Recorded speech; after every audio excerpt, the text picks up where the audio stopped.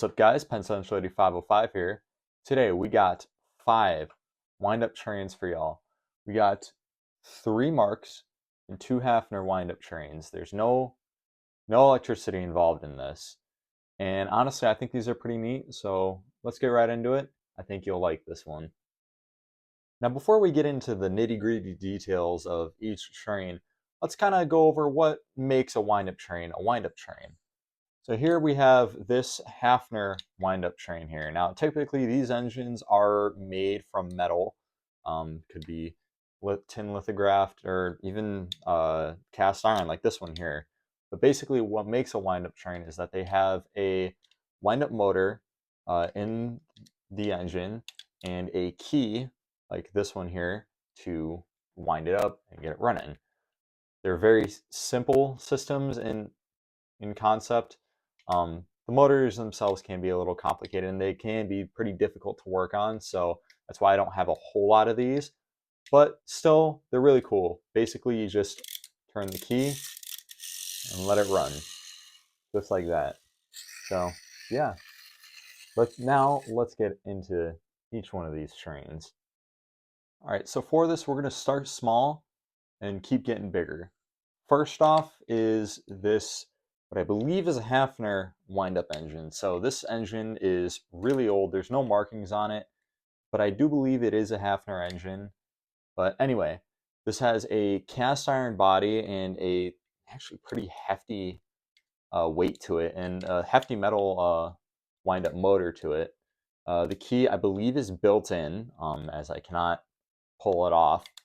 But yeah, now this is kind of meant for running on 2-rail track, as when it's fully unwound, doesn't really sit on 3-rail track very well.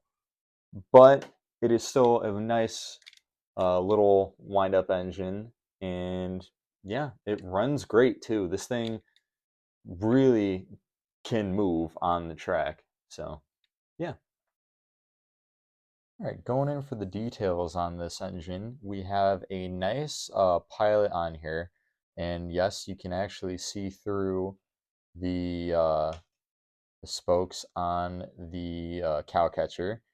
You got a non-operational headlight, a smokestack, got some very big rivets for the rivet detail, some nice little cylinders for, because this is supposed to be a steam engine.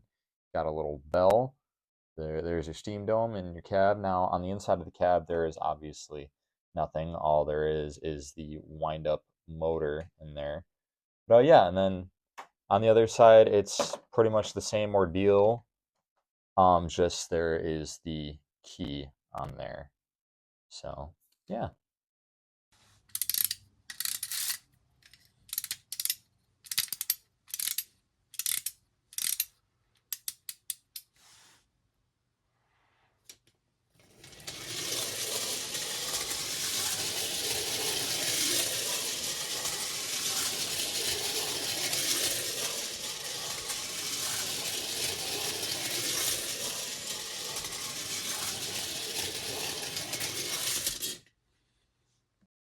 So next up is the Marks Mercury wind-up engine. So this is a nice little engine. It is based off the New York Central Mercury, and yeah, it's very nice. Now this is one of the more, I guess you could say, a little more complex wind-up motors, as it has a lockout lever on the top there, so then you can lock the motor when you're winding it. And yeah, it's got moving drive rods.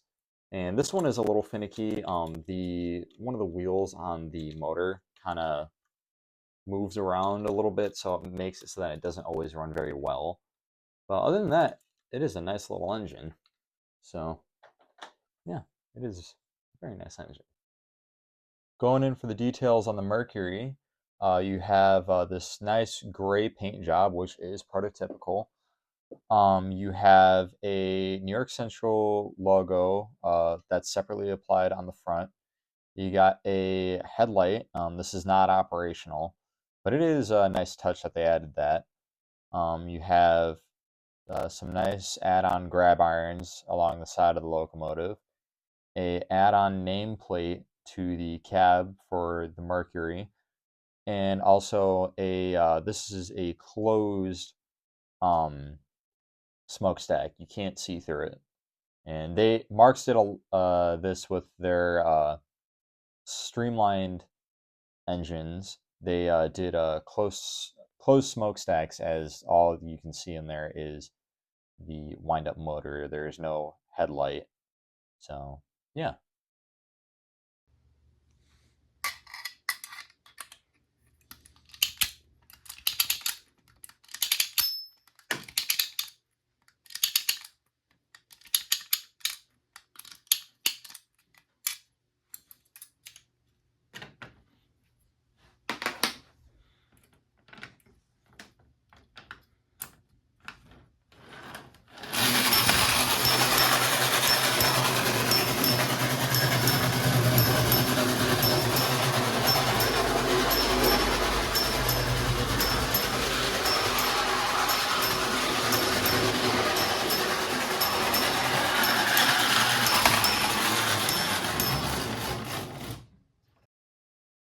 Next up, sticking with the Marx theme, we have this Marx Commodore Vanderbilt.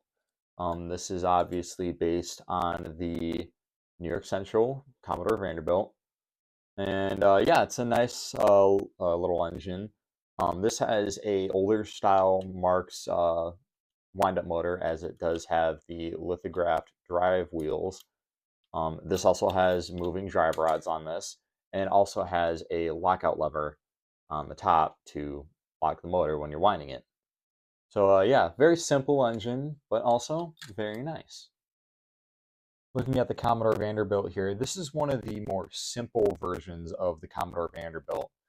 This has no New York Central plate on the front. There's really nothing on the sides here. It's just the relative shape. This headlight cover is add-on, and the smokestack is missing, but they do have a hole there for it, and the steam dome is there though. This is actually one of the engines that I have. Well, this is the one Marx wind-up engine that I actually have the original key for. It's important to have one of these. You should at least have one in your wind-up collection. You should not, do not ever try to wind up a Marx train with a screwdriver. That's how you break the little port for the key to go in to wind it up. So don't ever wind up wind up train with a screwdriver. Have a key for it. These keys go for very, very cheap. Anyway, I did actually pair this up with a tender and caboose as well. This is a very crusty tender. This is just a simple New York Central 4-wheel tender. There's no detail on the top. You got white rivets, the New York Central name. And this is very rusty, but yeah, it's a very simple tender. And the caboose that I paired with it is just your typical number 556 New York Central caboose. You got the red paint finish, which I think is a really nice shade of red. Black frame, add-on handrail and ladder on the back, and a add-on cupola on top.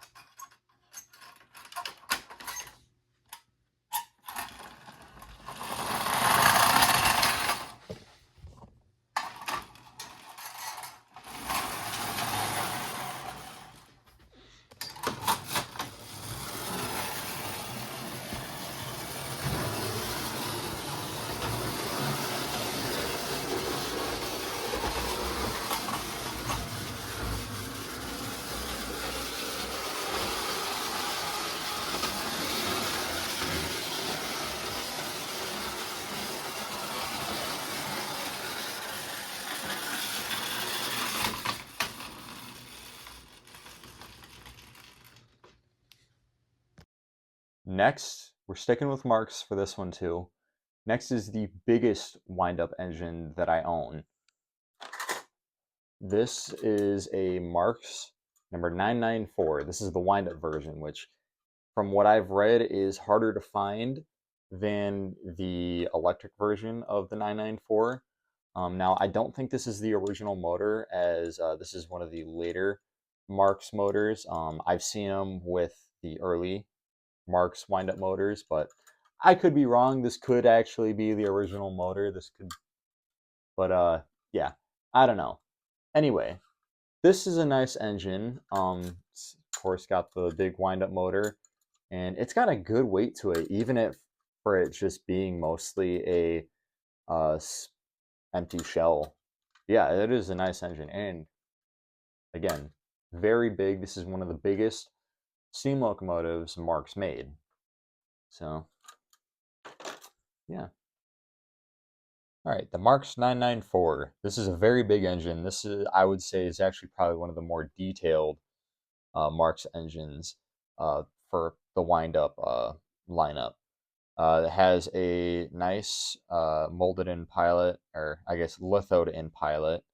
You have a fake set of wheels on the front here. You got your drive wheels, and then a fake trailing truck lithoed into the back. A nice separately added grab iron along the side. You got a separately applied bell. The electric versions have a headlight lens. Since this is the wind-up version, it does not have that. You have a separately applied smokestack, rivet details on the sides. You got your steam and sand domes.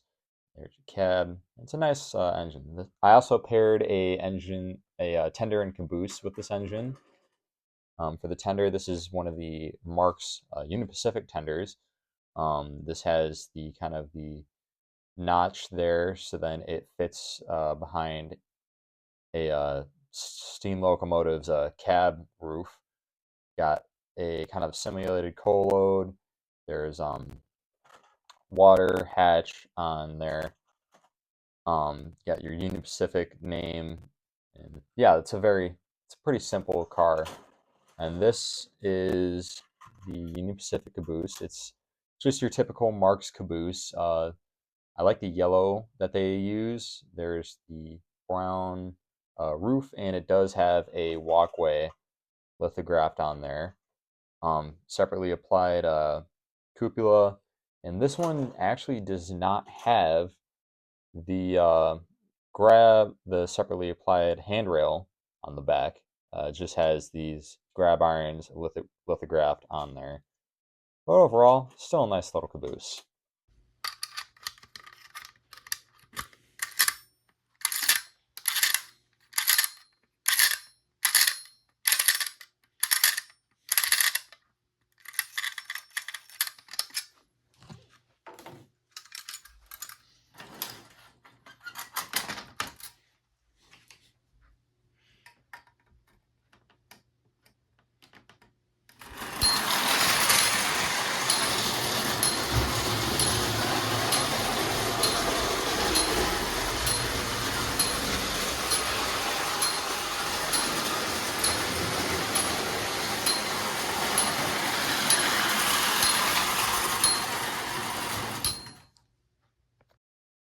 All right, last but not least, this is the one Marks engine that I actually have the complete set for. This engine is made by Hafner, and yeah, it is a neat little engine. I love the streamlined detailing on it. It's got moving drive rods, and now this engine is purely made to run onto rail track. And the reason why is this mechanism right here. It's very simple. This little bar on the bottom hits the ties on the two-rail track and shoots this little striker up to hit the bell to make the bell ring. So yeah, this key is also, I believe, also is built in. So yeah, this is a nice little engine. It's got a lockout lever to lock out the motor. And yeah, it is a nice little wind-up engine, if I do say so myself. Going in for the details on the Hafner 1010 here, it's got a nice pilot area, which does have see-through spokes on the cow catcher. Add-on grab rails along the side. You got the Hafner name and the model number 1010. These side pieces and the top streamlining case are separately applied. Also, the nose is separately applied. It has a hole for a headlight, but this engine does not have one. And yeah, got a nice streamlined look to it. It's a very nice little engine. For the tender, it has the Hafner name. There's a coal load on the inside, as you can see. And it's a very simple little car, but it's nice overall. It gets the job done, fits the Hafner look. Next is this Santa Fe boxcar. It is a nice boxcar. It's got all this nice rivet detail.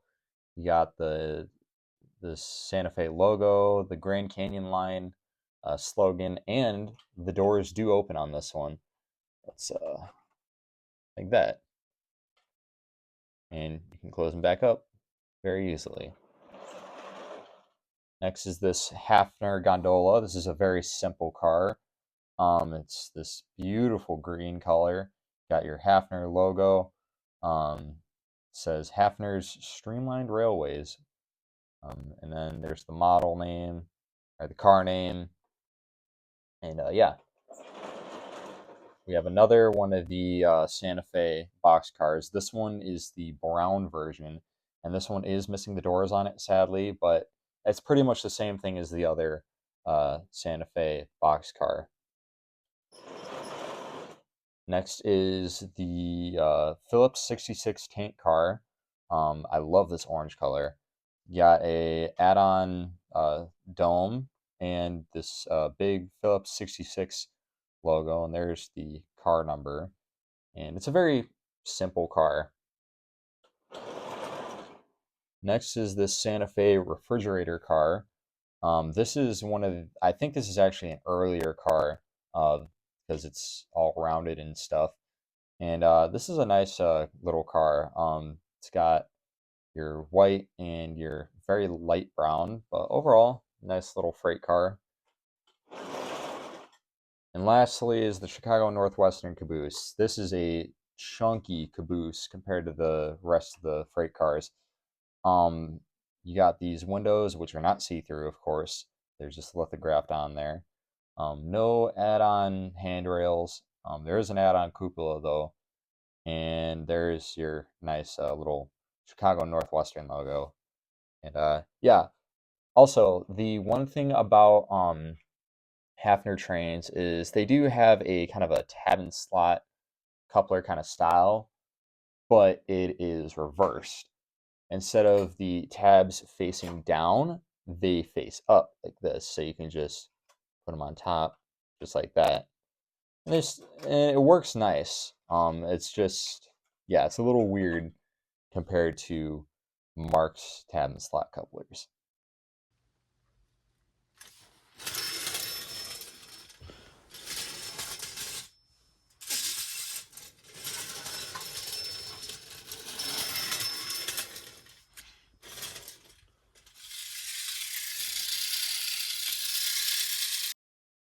And there you have it, folks. I hope you guys enjoyed this video.